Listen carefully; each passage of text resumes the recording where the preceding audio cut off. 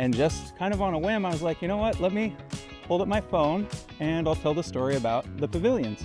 And it took off, and people were like, hey, I love the history of this. I love the story of this. That's fascinating. So I say, let's head into the pavilion and talk about where it all started. I had somebody actually come up to me and he said, thank you so much for what you're doing for Spokane. And that was a huge aha moment for me. It made me realize that I was having an actual positive social impact through educating people with history, and that people were taking more sense of pride learning that we have this rich history. The fact that you can bring that positive focus back to what is a beautiful city. It really is, with so much history. Hi, I'm Leslie Lowe. Welcome to Leslie's Lowdown on Life.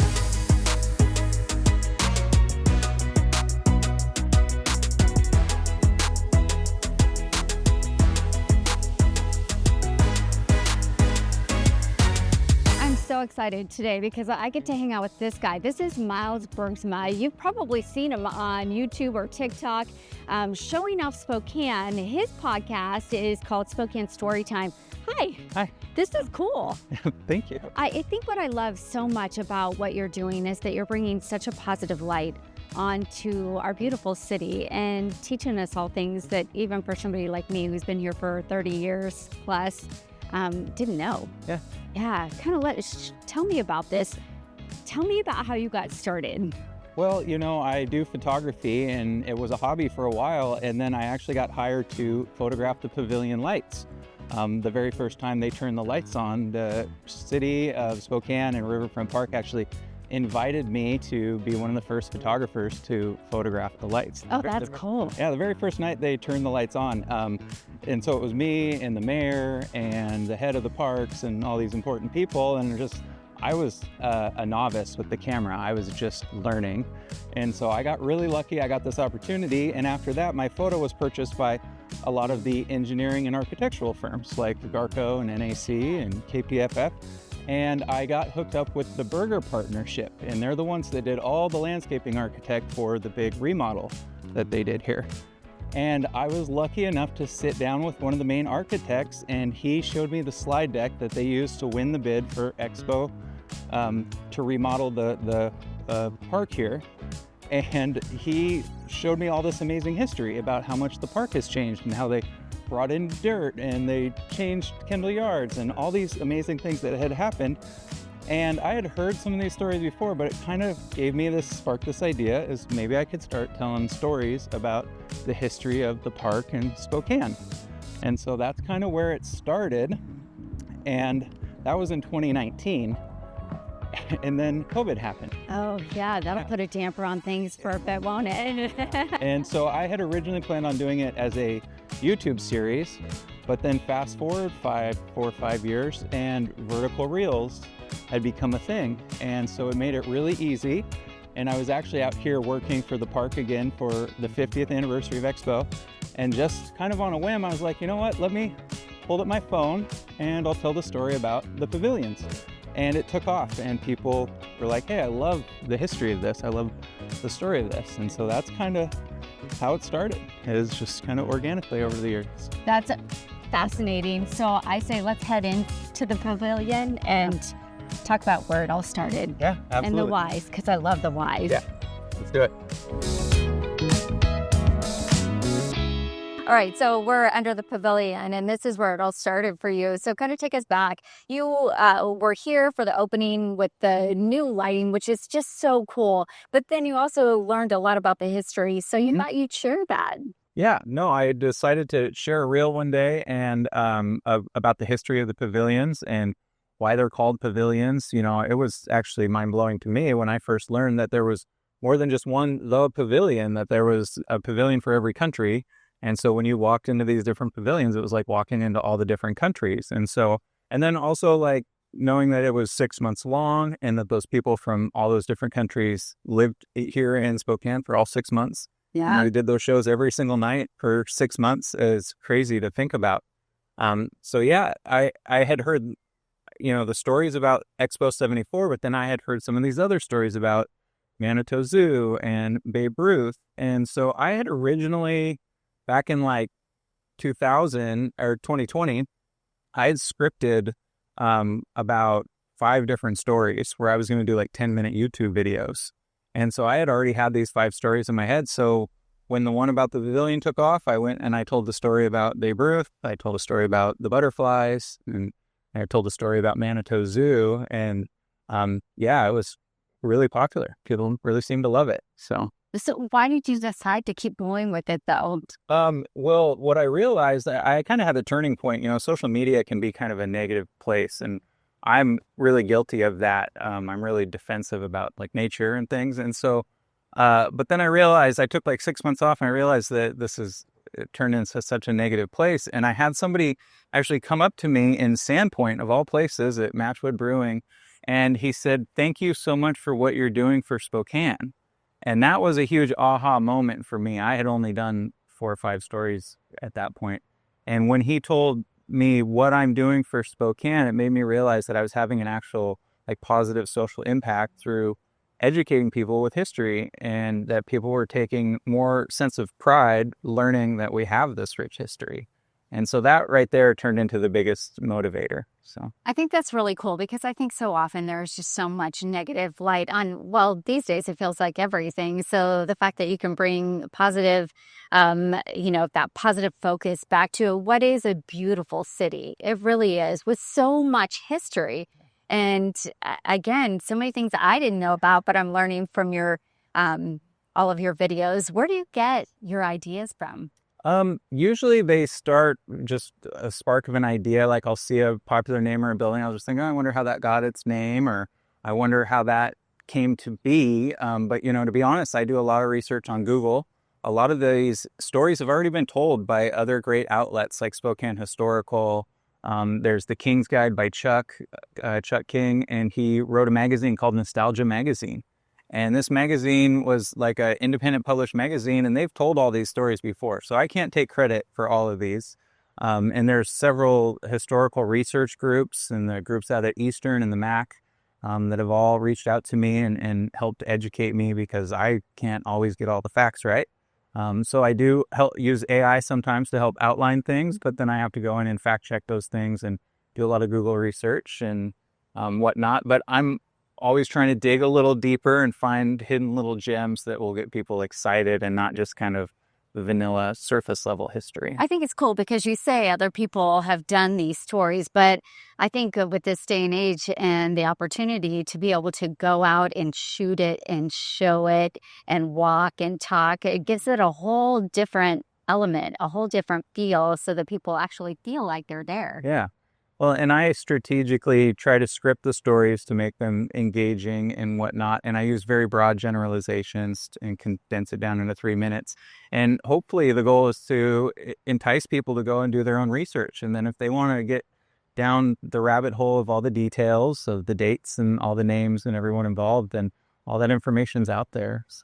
So what's been the kind of the funnest nugget that you've found? Because I'm sure it's been interesting for you. Oh, I think the Manitou Zoo one is still my favorite, just because so many people know Manitou Park is such a iconic location for Spokane. And to think that there used to be a zoo there with polar bears and a donkey that people would bring chewing tobacco to, and monkeys and all these things. But just the when I saw the newspaper clippings about some of the really horrible things that happened there, I was like, wow, this like actually really happened. It isn't just like lore, it's written in the newspaper. And so yeah, I think that was some of the most aha moments, because it's like I said, it's when you have some place that you've been familiar with your whole life, and then you realize something very different happened in that place, long before we were here. So yeah. I think that's really fun. I think it's fun to see the changes, like the progression of things, because I remember the pavilion when it had all the rides underneath of it. People are looking back and going, I remember Manitou Park when it had a zoo here. So just to see the evolution of how things change over time. Yeah. Super interesting. Yeah, for sure. Yeah. What's coming up? Well, I've had a lot of people inquire to see how I can help them if they have a business that's, got some rich history. So I've actually been working with a lot of the local theaters, the Bing and the Fox. I just did one about the first interstate center of the arts. I butchered the name so many times. I think it's been a few different names, so that's easy to do. But, you know, I've kind of realigned my mission to figure out ways how I can support small businesses or support, you know, entities like that have been here in Spokane that add a lot to Spokane, more for awareness. The other comment I get so much that I love to hear is, I've lived in Spokane my whole life and I didn't know that existed. And so, you know, I just told the story about the Broadway shows from New York, and I didn't know these are like the legitimate Broadway shows from New York. So when you see Cats and Phantom of the Opera and all Lion King, those are the same people that come from New York that go on tour here. And so it was really exciting to learn that history. And so I'm doing that. I'm going to continue to do the hikes. Food reviews are kind of fun. I want to spotlight small businesses. You know, some of these small businesses can't afford paid social media ads. And I get approached all the time by bigger corporations to do these, you know, paid spotlights. And I'd rather spend my time helping out these small businesses or nonprofits. I worked with the North Idaho Museum, and I went out to the International Railroad Museum there, out by Reardon. And it was funny because they recognized me. And I asked them if I could shoot a video, and they were happy to let me come in and shoot a video. Of course, they were excited being able to show off a piece of their history, right? Yes. But I know they wouldn't go out and do an aggressive marketing campaign. So the fact that I can help those nonprofits that are like, you know, put a $10 donation in the box, you know, those are the ones that I want to be able to help and bring awareness. I feel like that's just one more reason to like you, right? You're already likable, and that's why people follow you, and because you're putting such a positive light on there, but you're also wanting to make a difference in our community. So that's pretty cool. Yeah. You know, I've lived in Spokane now for 24 years, and I call it home, and, you know, moved back and forth as a kid. And so when I see people say negative things about Spokane, it's like, I think a lot of it has to do with like awareness or perception. And then a lot of these people either haven't traveled or that they have poor comparisons of what good looks like, you know. So yeah, anything I can do to bring positive light through social media, I've definitely found a niche. There's a lot of other things I wish I could be doing or saying, but I keep my personal opinions to myself and keep it about the history and try to keep it light and positive and just keep people hopefully inspired about Spokane and hopefully start heading in the direction that we need to be heading. Yeah, I can appreciate all of that. And you know what, you were talking about your kids, and this is such a positive thing for your kids to see you doing as well. Yeah, absolutely. Yeah, I know my kids, my youngest two are 7 and 10, and so they're at this really impressionable age. And even though they come to me and they're like, "Oh, Dad, I want to be a YouTuber," I get to have these conversations with them about you know, internet cloud, and it's not about likes. And that, you know, my very first video after I took 6 months off was me and my kids went out to Mystic Falls and Indian Canyon, and we scrubbed all the graffiti off of the waterfall. And it's because I wanted to include them in it. I wanted them to feel like they were using social media as a tool to provide a positive lesson. Yes. And so, and like I said, I've been guilty of participating in negative talk on the internet before. I'm very draws you in. Yeah, well, yes. and people are very passionate, and when you're hiding behind a screen or a keyboard, it's really easy to kind of lash out and say things that you probably normally wouldn't say. And so I think, you know, I'm very passionate about nature and hiking and the preservation of those areas so that, you know, my kids and so I thought I was doing a good thing by going on the internet and telling people, you know, stay on the trail and, you know, don't share it too much. But then I try to see it from both sides of the fence, because then I have these people, I do these stories, and it's like, I didn't know that trail existed. Thank you for making me feel safe by showing me these steps and whatnot. And so any way I can figure out how to use the voice for platform to bring positive. It's just after many years of seeing it kind of go nowhere, it's like, well, at least this niche, you know, really inspires people. The amount of people that come up to me on the street and say thank you is almost overwhelming. Yeah, it's very cool that people are recognizing you and they're seeing what you're doing for our community. When did you know you, and I say made it? Oh, I don't know. Yeah, like I said earlier, that I don't know if making it, people Yeah. recognizing me as I guess being making able to it. make somewhat of a living. Yeah. That's right. Yeah, no, last year I didn't monetize my accounts. I left them organic, and then this year I turned on monetization to see what would happen, and I started getting paid pretty decently from the different platforms, Facebook and TikTok. Not not like I'm going to be rich like a YouTuber or anything, but I was like, oh man, I could almost pay my bills doing this. Which is awesome Yeah, no, I because you're really doing lucky. something you love. You're making a difference, and then you're getting paid for it. Yeah, That's a win-win-win yeah, situation. no, it is. Um, As far as when I know, I think it was when I had someone ask to take a picture with me for the first time. So, which was kind of awkward. I have a lot of people come up and shake my hand and nice to meet you, but I've never had anyone, I never thought anyone would want to take a picture with me. So I want to get a picture with you before we leave. So Yeah, no. can I get a picture with you? Yeah, of course. Yeah, of course. But yeah, that was kind of a weird moment. Even my kids were like, did that lady just ask to get a picture with you? Yeah, I guess. Yeah. I guess. You're like, why not? Yeah. Right? Yeah. Is there something in Spokane, or I guess the question I want to ask you is you're focusing on Spokane. Well, how far out do you want to branch? I kind of call it my like 4 hour, 3 to 4 hour radius of areas that I personally went and visited, doing photography, for these different architectural companies, engineering companies, as well as going and photographing waterfalls all over the region. I've kind of made like this 3 hour radius around Spokane, kind of, all the fun places I like to go and visit. And so I fell in love with all these small communities a long time ago. So I want to go and tell all of their stories. And you got to think anything that's within a 3 or 4 hour radius of Spokane probably has some history with us being the railroad and the financial hub of the entire area. And so every small town around here has ties to Spokane in one way or another. Okay, tell me if you've heard this or not. And maybe you find out if you don't know the answer. Rockford was supposed to be the Spokane. Yeah.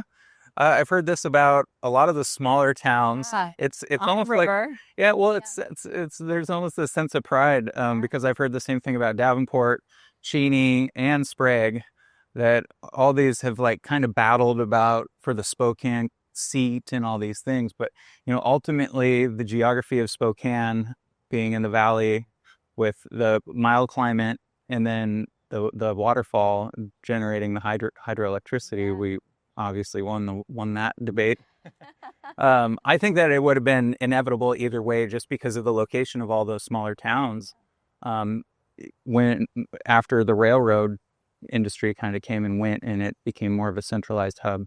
Yeah, I mean, yeah. So I love the fact that Spokane ended up being the central town. I don't know how those other cities would have grown that big. I still think Spokane would have outgrown them in the long run. So. Yeah, I think you're right, actually. Is there some place in particular that you're really dying to get to?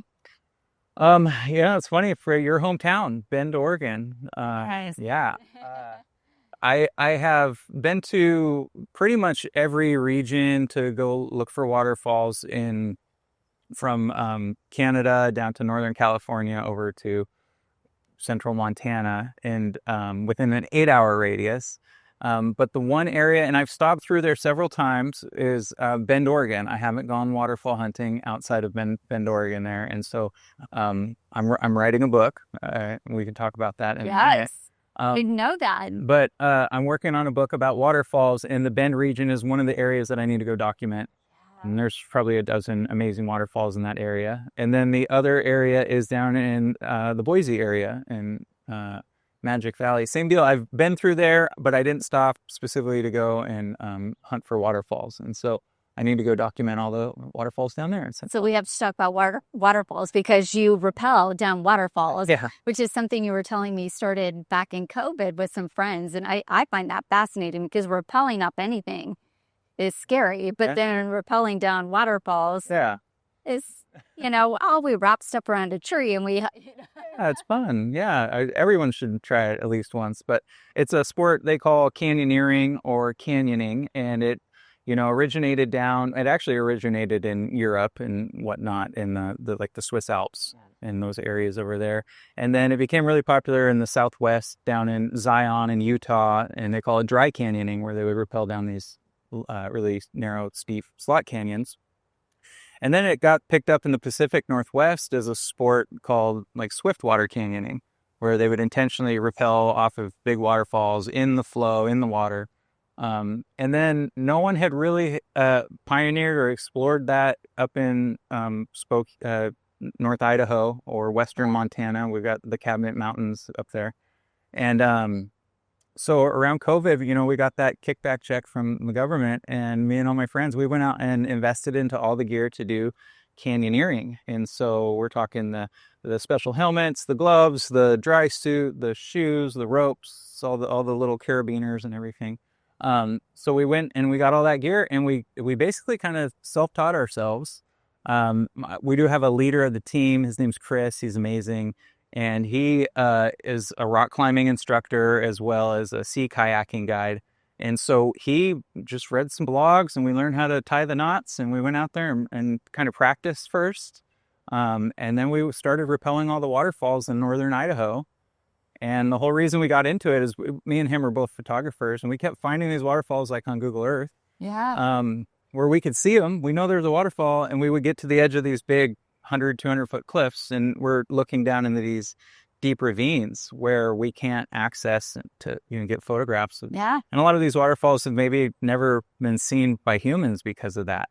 And so that was a big inspiration. I was like, well, let's get the ropes and the gear and figure out how to get down there safely and get these photos and turn it into a venture. And so now, 5 years later, it's pretty much turned into a sport that we do every couple weekends. We go out and we go find new waterfalls to rappel down and new canyons to. I kind of feel another podcast coming on here. Yeah. Maybe I'll go rappel down a waterfall. That would be fun. Yeah. That would be fun. Yeah. And scary. I don't know what I just got myself into. Okay, so let's talk about this book that you're writing then. I can't take credit for it. I'm not writing the book. I'm actually super lucky to be the co-author of the 6th edition. It's called The Waterfall Lover's Guide to the Pacific Northwest. And it was actually originally written in 1983, the year I was born. Don't say anything. But it was originally written in 1983. It was the very first waterfall guidebook for any waterfall guidebook anywhere, because the Pacific Northwest has the largest concentration of waterfalls anywhere pretty much in the world. And he came up here. His name's Greg Plum. He's a good friend of mine. And he's a cartographer and a topographer from the Midwest, from Oklahoma. And he actually teaches map making at the University of Oklahoma. Oh, that's fascinating. And he would study maps of the Pacific Northwest, of all the volcanoes in the Columbia River Gorge and the ancient lakes and the Missoula floods, because he loves the geology. And he goes, wow, there is so many waterfalls in the Pacific Northwest up there in Oregon and Washington. And no one has written a book about all these. And the only way you'd know about all these waterfalls is you'd have to literally get out a road map and look and be like, oh, look, there's a park with a waterfall.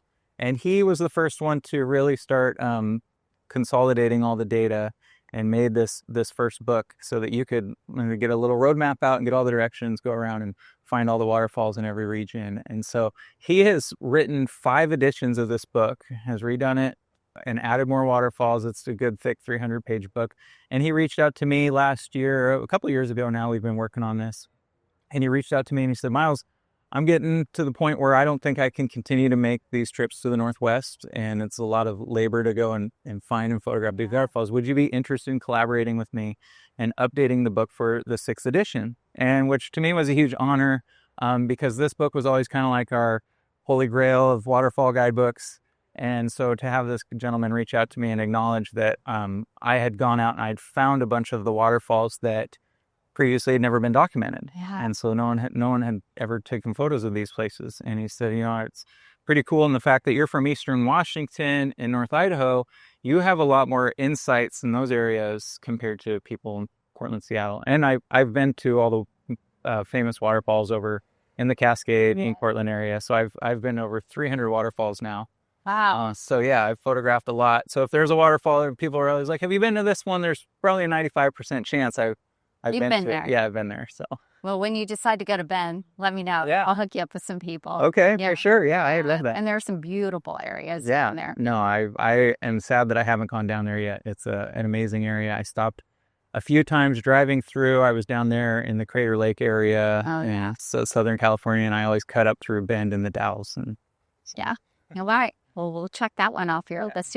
You're a man of many talents, that's for sure. I think it's cool how you've taken like your love of photography and the outdoors and then the waterfalls and found a way to combine them all and then do great things to shine a beautiful light on our city. Yeah, Thank you. Yeah, of course. I consider myself really lucky to even have this opportunity. I always had hoped that I could turn waterfalls and photography into my career.